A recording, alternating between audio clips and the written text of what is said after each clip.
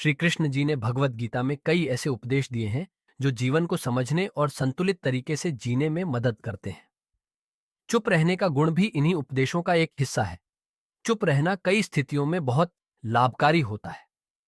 इसे आत्मसंयम और मानसिक शांति का प्रतीक माना गया है। आइए विस्तार से जानते हैं कि चुप रहने के क्या क्या फायदे हैं। एक, मानसिक शांति। चुप रहने से दिमाग की अशांति और तनाव कम होता है। नकारात्मक विचारों से बचने में मदद मिलती है। इससे मन स्थिर और शुद्ध होता है।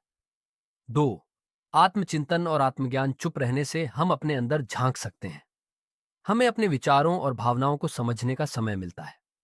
श्री कृष्ण ने गीता में कहा है कि आत्मा का साक्षात्कार मौन और ध्यान के द्वारा ही संभव है।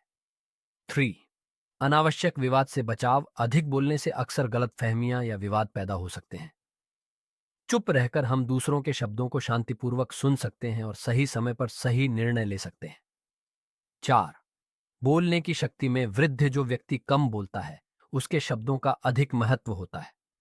चुप रहने से हमारी वाणी प्रभावशाली बनती है और लोग हमारी बातों को गंभीरता से लेते हैं। 5, संबंधों में सुधार। कई बार गुस्से या तनाव में कहे गए शब्द रिश्तों को खराब कर सकते हैं। चुप रहकर हम गलतफहमियों और तकरार से बच सकते हैं। मौन रहने से हम दूसरों की बात को बेहतर तरीके से समझ सकते हैं।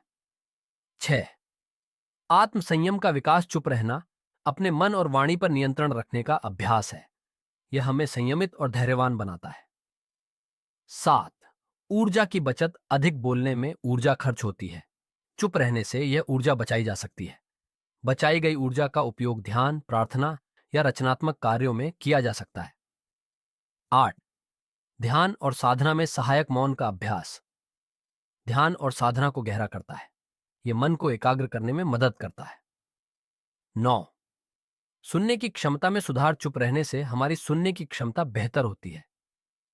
हम दूसरों की बातों को अधिक संवेदनशीलता और समझ के साथ सुन सकते हैं।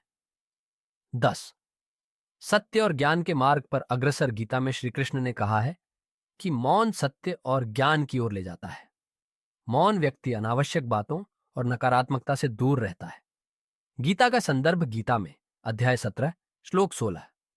श्री कृष्ण ने कहा है, मन प्रसाद सौम्यत्वम मौनमात्म विनिग्रह भावसम शुद्धिरित्ये तत्तपो मानसमुच्यते। इसका अर्थ है कि मानसिक प्रसन्नता, सौम्यता, मौन, आत्मनियंत्रण और विचारों की शुद्धता मानसिक तपस्या मानी जाती है। निष्कर्ष, चुप रहना एक शक्तिशाली गुण है जो हमें आत्मविकास, आत्मशांति और संबंधों को सुधारने में मदद करता है।